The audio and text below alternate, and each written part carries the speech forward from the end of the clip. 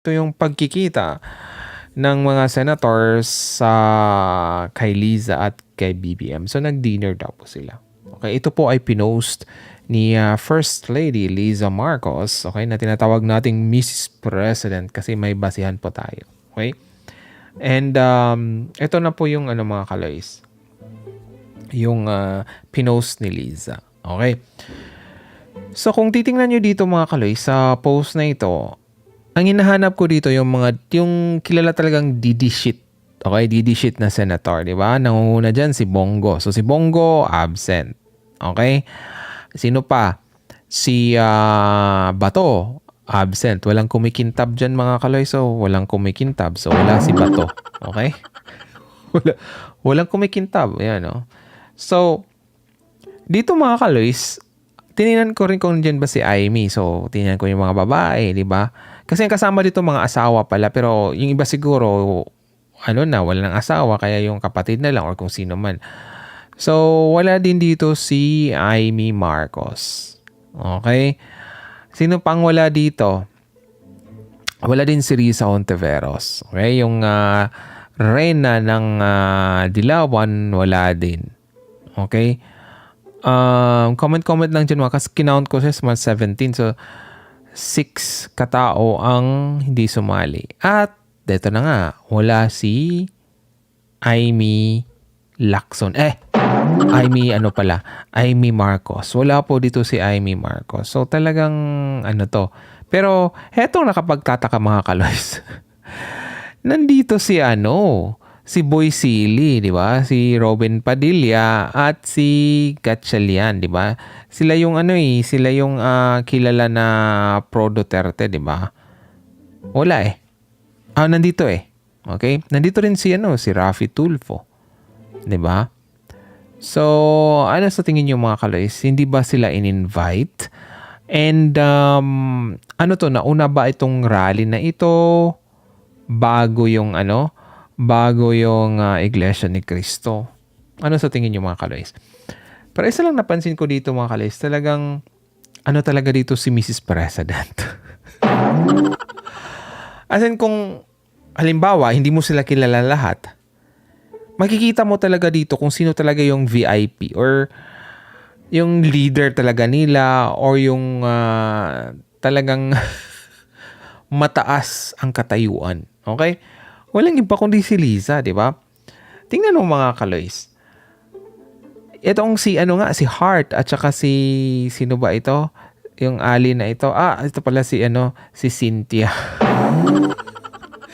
Si Cynthia na mahilig sa lupa. So, etong mga kaloys, yun na nga, di ba? Dalawa sila sa isang upuan. Pero, tingnan mo naman si Mrs. President, di ba? Nasa talaga siya, mag-isang upuan lang talaga siya. Di ba?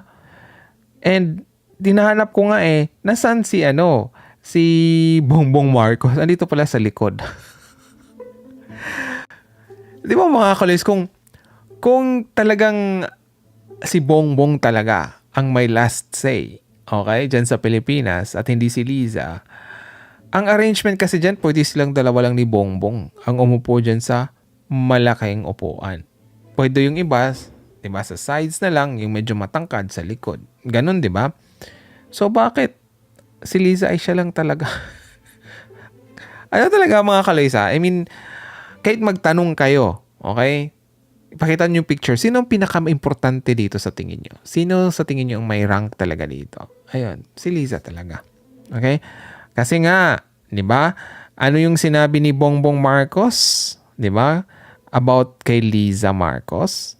Okay, 'di ba? Ito yung sinabi ni mga kaloys ni Bongbong. Right? Wait lang. Ayan. Ay wait. Ayan, 'di ba? Magaling si Liza mag-organize. Kaya siguro siya na gitna. Magaling siya maglagay ng mga tao sa iba't ibang pwesto at sa ibang organisasyon. Okay? So, sabi niya, maayos ang kanyang proseso ng paghahanap ng tao, paglagay sa kung saan sila bagay. Diba?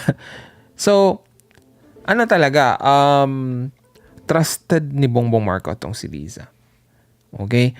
So, syempre, kung kung hindi siya sure sa kanyang decision, sino ba ang unang tanongin niya? Si Liza. Right? Hindi po ba obvious yun?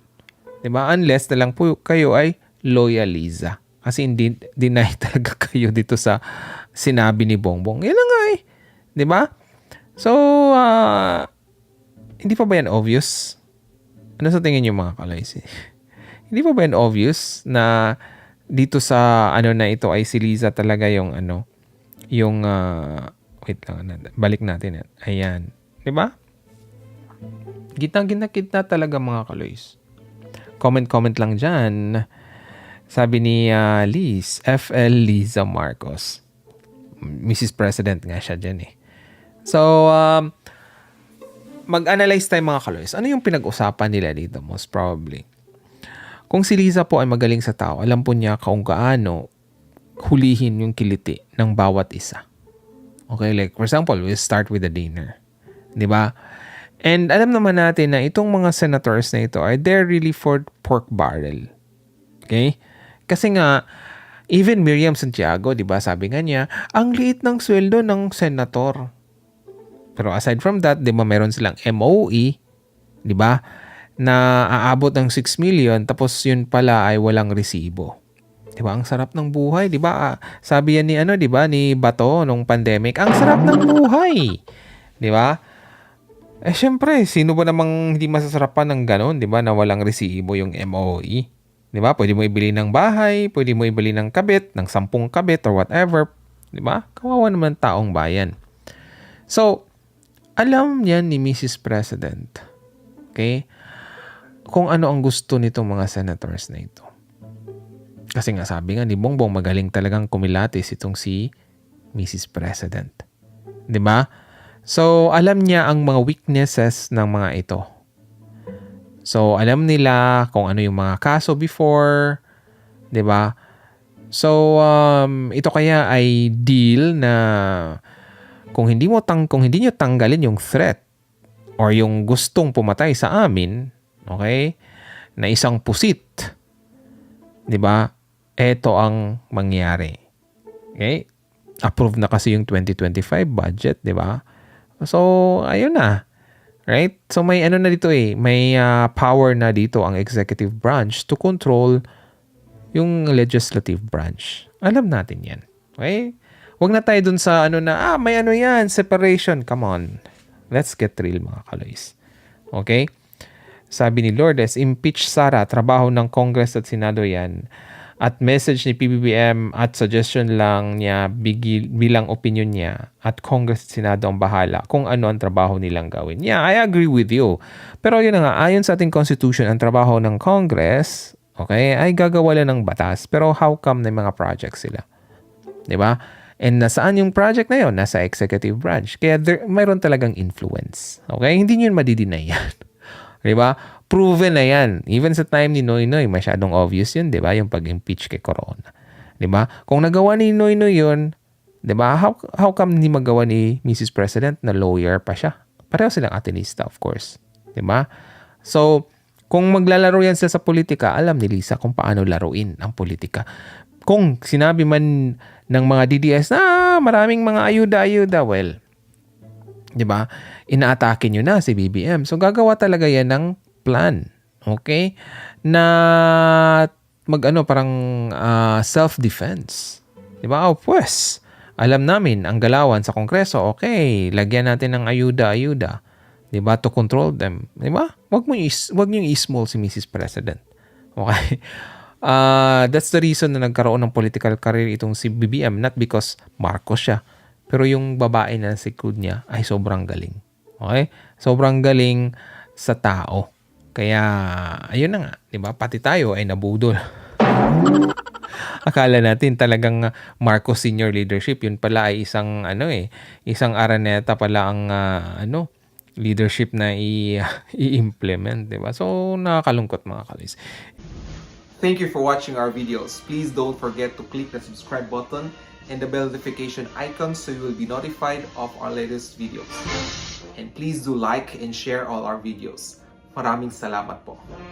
And for more information, you can visit our website at bagonglipunan.com You can also follow us on Twitter and TikTok at Baunglipunan72. And just a note, our Facebook page has been censored by the yellow fact checkers. That's why you can't see most of our posts on your news feeds. Let's make Philippines great again. Marcos pa rin.